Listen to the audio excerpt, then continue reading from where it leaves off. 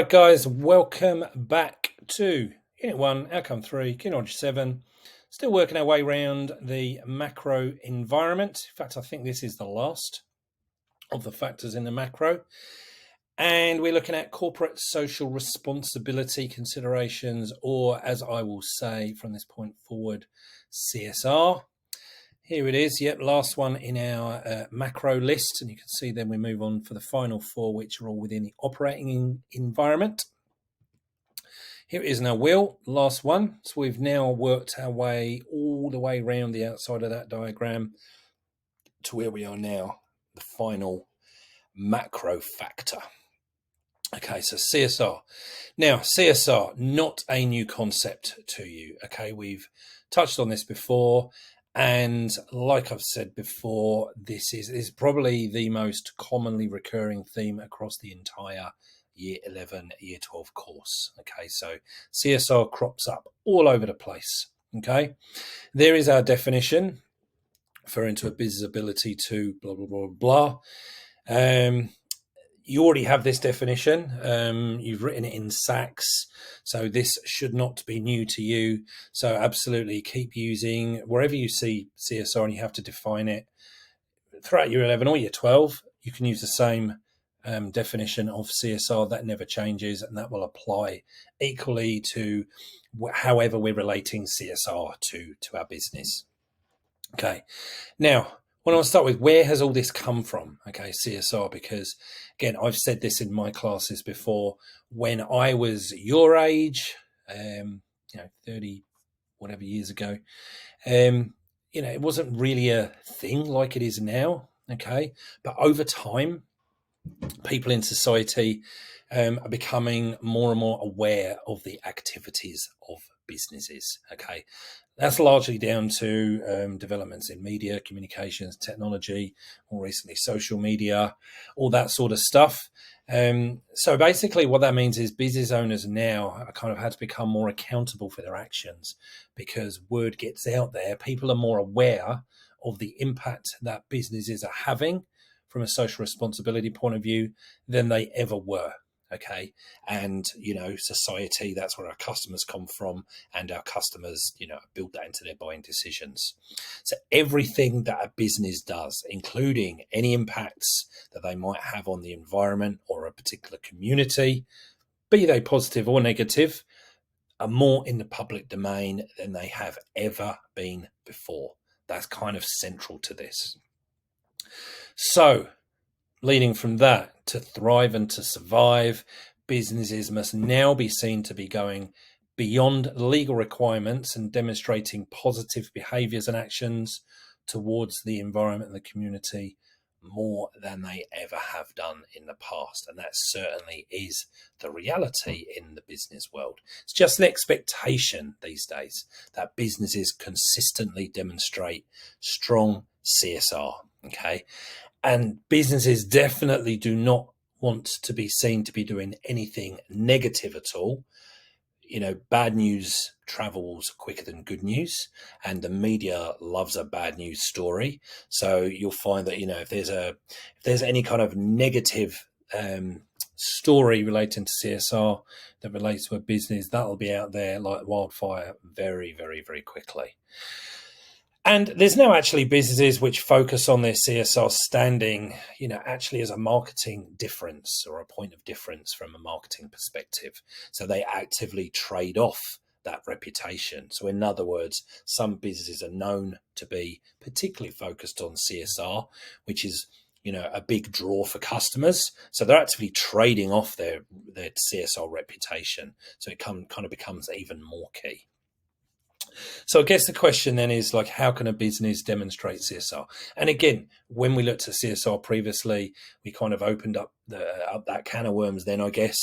But in this instance here, the study design dot point kind of identifies two different categories. So that's kind of what we'll focus on here. So it mentions environmental considerations and planning for socially responsible production. So seeing as that's how the study design kind of defines it here, it makes sense to kind of follow those categories and break those down. So all I've done here is just basically laid that out a bit easier to see. So those environmental considerations, what we're talking about there is preserving and protecting the physical environment from harm or damage. Makes sense. And that second one that it identified, the planning for socially responsible production, what we're talking about here is reducing any potential social impacts of the activities of the business, and even maybe coming up with ways in which the business can positively impact society, which is becoming more and more of a thing with business these days as well. So taking that first category, okay, planning for environmental considerations. Here's just some ways. And again, this is not an exhaustive list. This is not the only ways, but here are some examples. The sorts of things that businesses can be doing to plan for environmental considerations when it comes to their social responsibility. So waste management strategies, things like recycling, reusing. I think that's pretty obvious. Reducing or eliminating packaging, or creating more environmentally friendly or sustainable versions. We looked in a previous one when we looked at McDonald's, how they changed their packaging. Many years ago now, they went from the styrofoam to the kind of the cardboard or paper-based packaging for the burger boxes. More recently, they changed from the plastic straws to those naff paper straws, although they seem to have dealt with that better. They're different again now. They seem to be holding up a bit better than the original ones that they changed to. But again, that's an idea of creating more environmentally sustainable packaging.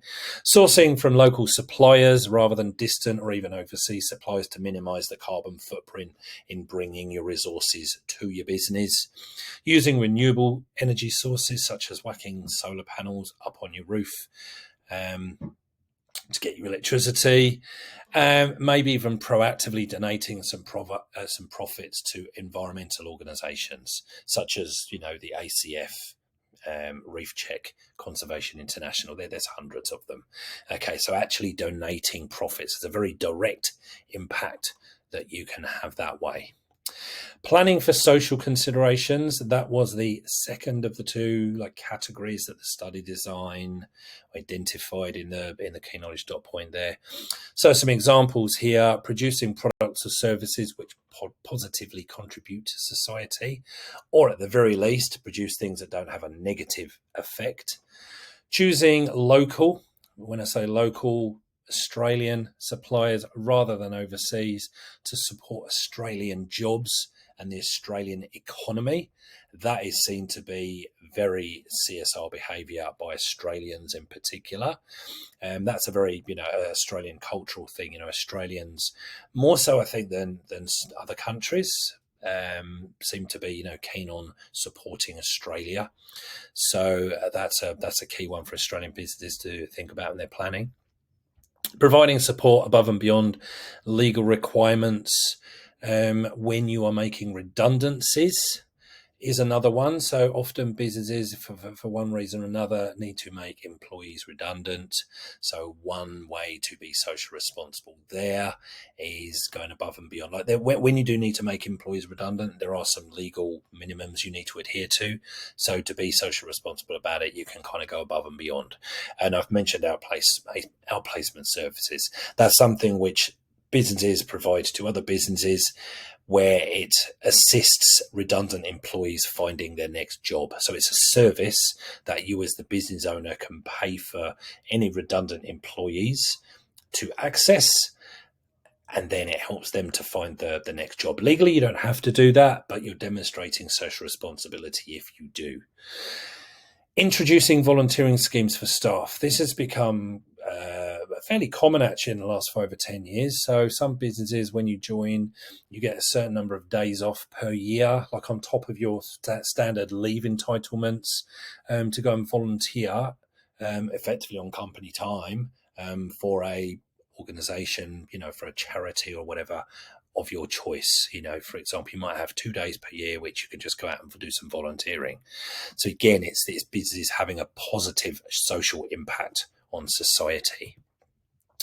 Look, just out of interest, I guess, they're constantly doing these surveys out in the business world.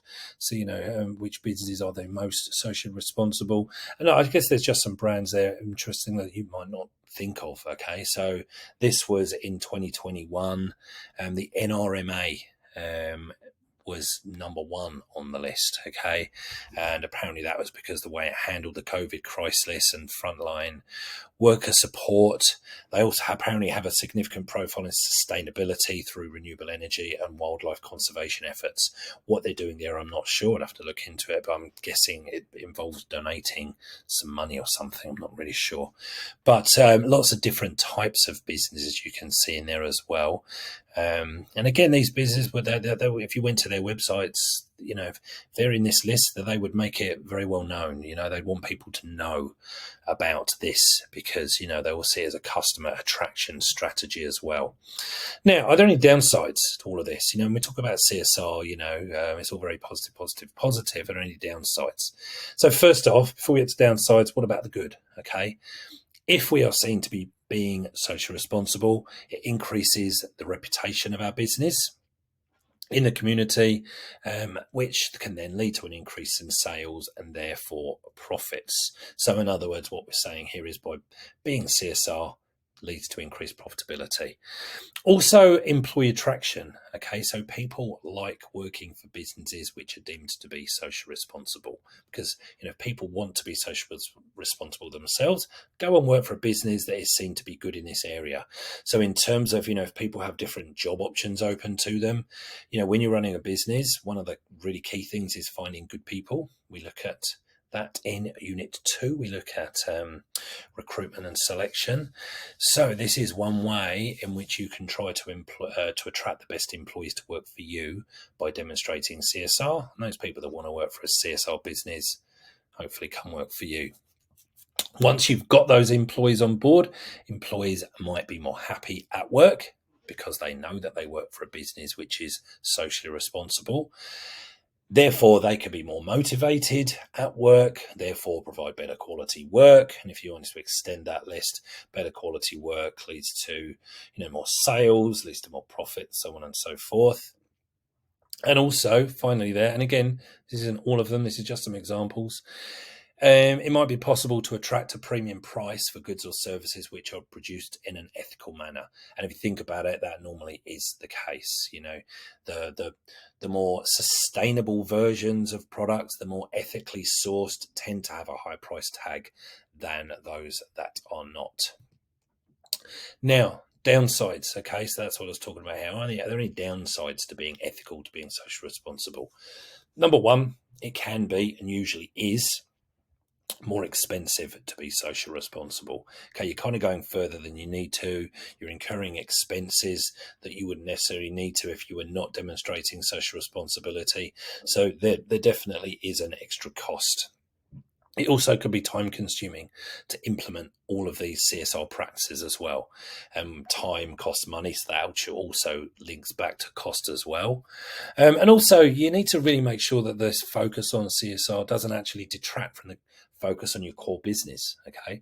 Unless your core business is being socially responsible, and being socially responsible is just kind of like a side aspect to your business, but it's not the focus. You need to make sure that you're not, taking a focus away from what your business is actually trying to do, trying to achieve.